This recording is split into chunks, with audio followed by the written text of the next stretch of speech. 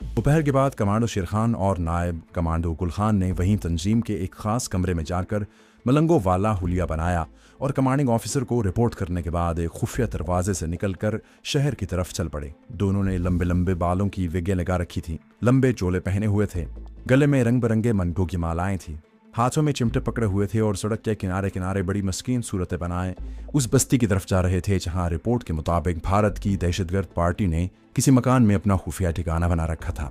दोनों ने कंधों के साथ पुराने थैले लटकाए हुए थे जिनमें पहले ही से थोड़ा थोड़ा आटा डाल दिया गया था। निशानजदा बस्ती मशरिक की जानिब थी और वहां करीब से रेलगाड़ियां भी गुजरती थीं और एक फाटक भी था।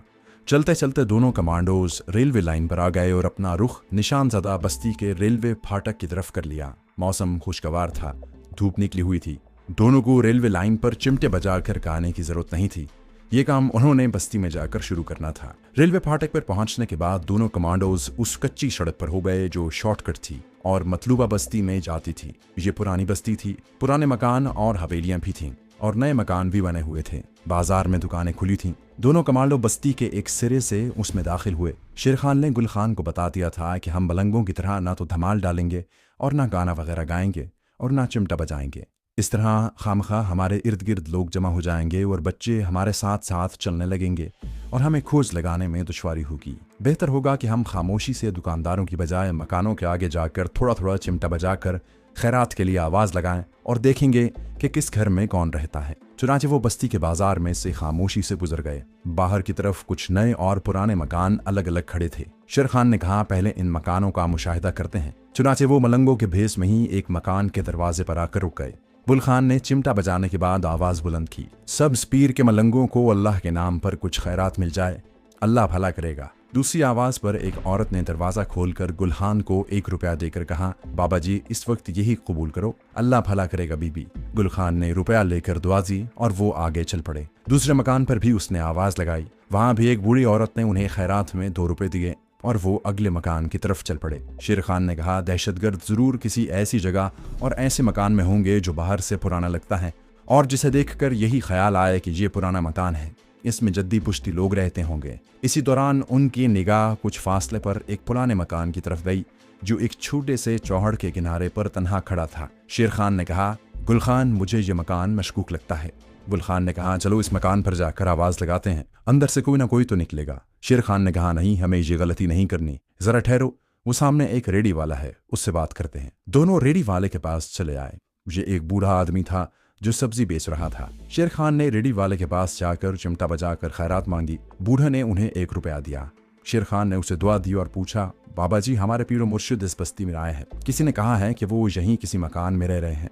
रेडी वाला बोला, बाबा हमें क्या पता तुम्हारे पीरो मुर्शिद यहाँ कहाँ ठहरे हैं, किसी दुकानदार से जाकर मालूम करो। शेर खान ने मशकूक मकान की तरफ इशारा करके पूछा, इस सामने वाले मकान में कौन रहता है, कहीं हमारे पीरो मुर्शिद इसी मकान में न उतरे हो। रेडी वाले ने कहा, 1 हफ्ता हुआ जहाँ एक नए किराएदार आए हैं, आदमी हैं, दिन को ताला लगाकर चले जाते हैं, शाम को आते हैं, जाकर मालूम कर लो, शायद तुम्हारे पीरो मुर्शिद हो।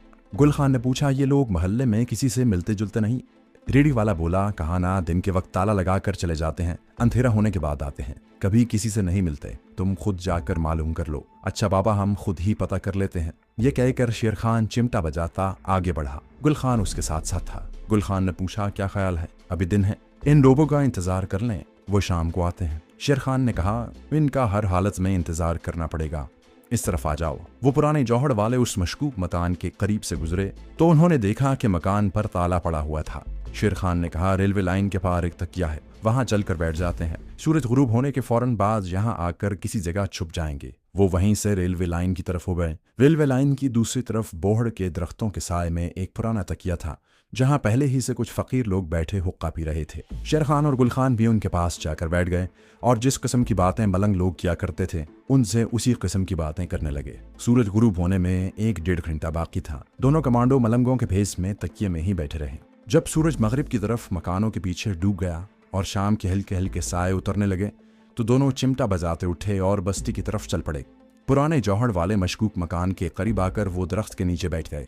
उन्होंने इधर उधर से सूखे पत्ते और झाड़ियां इकट्ठी करके वहां धूनी लगाई, चिमटे जमीन में गाड़ दिए और मलंगों की तरह आलती पालती मारकर बैठ गए। वो इस तरह बैठे थे कि उनका रुख मशकूक मकान की तरफ था।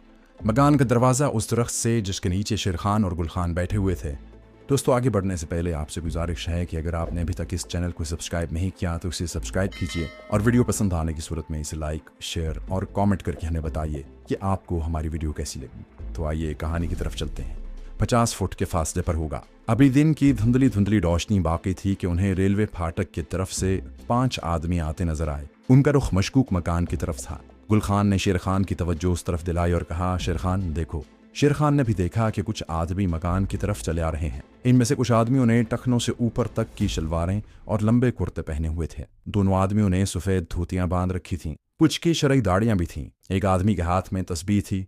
शक्ल सूरत से वो किसी मस्जिद के इमाम लगते थे। ये कुल 5 आदमी थे। वो लोग शेर खान और बुल खान के करीब से गुजर गए। एक ने आगे बढ़कर मकान का ताला खोला और फिर बारी बारी 5 आदमी मकान में दाखिल हो गए। उनके साथ ही मकान का दरवाजा बंद हो गया। गुल खान ने शेर खान से कहा, क्या ख्याल है? शेर खान ने कहा, मुझे तो मशकूक लगते हैं। ऐन मुमकिन है यही भारतीय दहशतगर्द हों।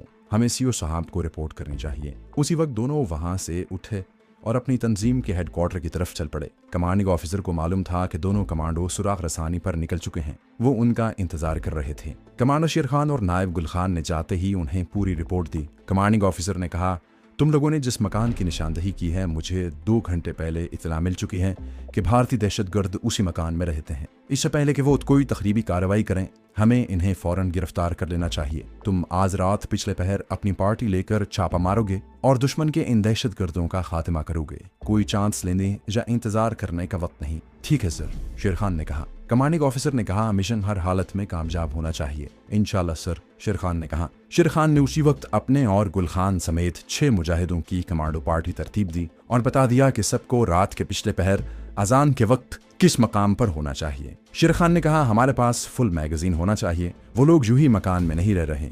उनके पास भारी मिक़दार में असलहा और गोला बारूद होगा। हो सकता है दस्ती बम भी हों, लेकिन हम उन्हें दस्ती बम फेंकने का मौका नहीं देंगे। अब तुम लोग जाकर आराम करो। सुबह अजान के साथ ही उस जगह पहुंच जाना जहां तुम्हें कहा गया है। सब कमांडो बुल खान और शेर खान समेत अपने अपने क्वार्टरों में चले गए। शेर खान ने रात के 4 बजे का अलार्म लगाया और सो गया। रात के पिछले पहर ठीक 4 बजे क्लॉक के अलार्म ने उसे जगा दिया। उसने फौरन मुंह हाथ धोया, कमांडो की स्याह यूनिफॉर्म पहनी, असलहा निकाल कर मैगजीन वगैरह चेक किया और सुबह की अजान का इंतजार करने लगा। जिस वक्त मस्जिद से फजर की अजान की आवाज़ बुलंद हुई तो शेर खान फौरन क्वार्टर से निकलकर पिछले पहर के अंधेरे में एक तरफ को तेज तेज चलने लगा। ये एक खास जगह थी जहां इलाका वीरान था। गुल खान और उनकी पार्टी के दूसरे कमांडो वहां पहले से पहुंच चुके थे। उन्होंने मिलकर फजर की नमाज पढ़ी और अपने मिशन की कामयाबी के लिए खुदा के हुजूर दुआ मांगी और उस दरख्त की तरफ चले जहां चारों तरफ से बंद जीप उनका इंतजार कर रही थी। वो फौरन जीप में सवार हुए और जीप शहर से बाहर रेलवे लाइन वाली बस्ती की तरफ रवाना हो गई। शेर खान खुद जीप चला रहा था। उसके साथ गुल खान था।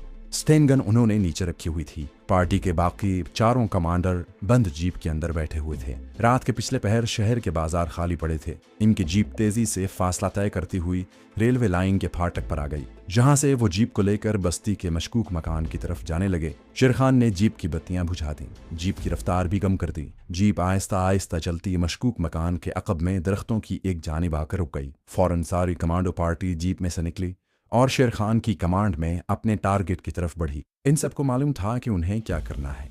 चारों तरफ अंधेरा था। कुछ फासले पर बस्ती के मकानों में कहीं कहीं रोशनी हो रही थी। खामोशी छाई हुई थी। वो 6-6 फुट का फासला डालकर मकान की अकबी दीवार की तरफ बढ़ रहे थे। शेर खान और गुल खान आगे आगे थे। खामोशी और राजदारी के साथ मकान की अकबी दीवार के पास आकर बैठ गए। दीवार के साथ एक पाइप छत से नीचे तक आ रहा था। उसकी निशानदही कर दी गई थी। 3 कमांडो सबसे पहले आहिस्ता आहिस्ता चलते पाइप के पास आए और पाइप के जरिए दीवार पर चढ़ने लगे। शेर खान आगे था, गुल खान उसके पीछे। छत पर पहुंचते ही बैठ गए। इतने में बाकी के 3 कमांडो भी पाइप के जरिए चढ़कर छत पर आ गए। वो भी वहीं बैठ गए। शेर खान ने एक खास इशारा किया। पहले खुद उठकर दबे पांव छत की दूसरी मुंडेर की तरफ चलने लगा। गुल खान उसके पीछे आ रहा था।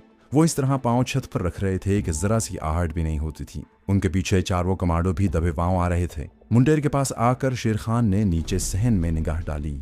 पिछले पहर के छटते हुए अंधेरे में उसने देखा कि सहन खाली पड़ा है। कोने में एक जीना छत की तरफ जाता है। शेर खान ने उस जानिब इशारा किया और शेर खान के पीछे पीछे सारे कमांडो नीचे सहन में आ गए। वो सहन में आते ही जीने की दीवार के साथ लगकर खड़े हो गए।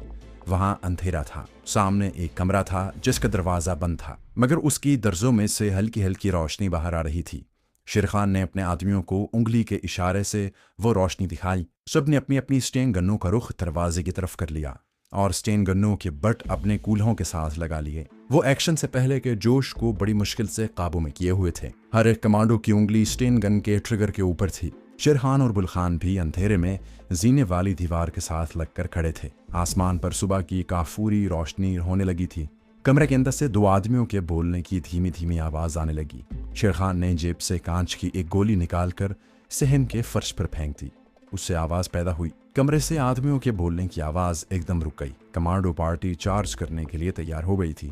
उनकी उंगलियां स्टेन गनों के ट्रिगर पर थी। इन सबको मालूम था कि उन्हें क्या करना है। इतने में कमरे के दरवाजे की अंदर वाली कुंडी खुलने की आवाज आई। उसके बाद दरवाजे का एक पट जरा सा खुला और अंदर से एक आदमी ने झांक कर सहन में नजर डाली। काउंटडाउन खत्म हो चुका था। शेर खान को इसी लम्हे का इंतजार था। जैसे ही वो आदमी सहन में झांकने के बाद सर अंदर करके दरवाजा बंद करने लगा, शेर खान ने गरज कर कहा, हॉल्ट। उस आदमी ने दरवाजे को अंदर से कुंडी लगाने की कोशिश की, मगर इसी दौरान कमांडो पार्टी उसके सर पर पहुंच चुकी थी। शेर खान और गुल खान ने पांव की ठोकर से दरवाजा चौपट खोल दिया और चिल्लाकर कहा, खबरदार कोई अपनी जगह से न हिले। गुल खान और दूसरे कमांडो दरवाजे की आड़ में होकर शेर खान को हिफाजती कवर दे रहे थे। जैसे ही शेर खान ने हॉल्ट किया, अंदर से फायरिंग शुरू हो गई। शेर खान छलांग लगाकर एक तरफ हो गया। कमरे में उस वक्त 4 दहशतगर्द एक छोटी मेज के गिर्द एक ताकतवर बम को प्लास्टिक के थैले में डाल रहे थे। 3 आदमी कमरे में एक तरफ बने हुए लकड़ी के काउंटर के पीछे मौजूद थे। खुदा जाने वो क्या कर रहे थे। उन्होंने शेर खान की आवाज सुनते ही अपनी स्टेन गन्नों से दरवाजे की तरफ फायरिंग शुरू कर दी थी। ये बात साबित हो गई थी कि ये दहशतगर्द ही है। शेर खान ने अपनी पार्टी को बुलंद आवाज में कहा, कोई बचकर ना निकलने पाए। वहां अंधाधुंध गोलियां बरसने लगी थीं। जो 4 दहशतगर्द मेज के गिर्द बैठे थे, वो सबसे पहले शेर खान और उसकी कमांडो पार्टी की फायरिंग की जद में आए। वो उठकर अपने अपने पिस्तौल निकालने लगे थे कि मुजाहिदों ने उनके जिस्म गोलियों से छलनी कर दिए और वो चारों गिर पड़े। काउंटर के पीछे छुपे हुए 2 दहशतगर्द अभी तक फायरिंग कर रहे थे। शेर खान ने ऊंची आवाज में कहा, अपने आप को हमारे हवाले कर दो, तुम चारों तरफ से घिर चुके हो। लेकिन दोनों दहशतगर्द बराबर फायरिंग कर रहे थे। शेर खान, गुल खान और दूसरे कमांडो मुजाहिद दरवाजे की आड़ लेकर उन पर फायर कर रहे थे।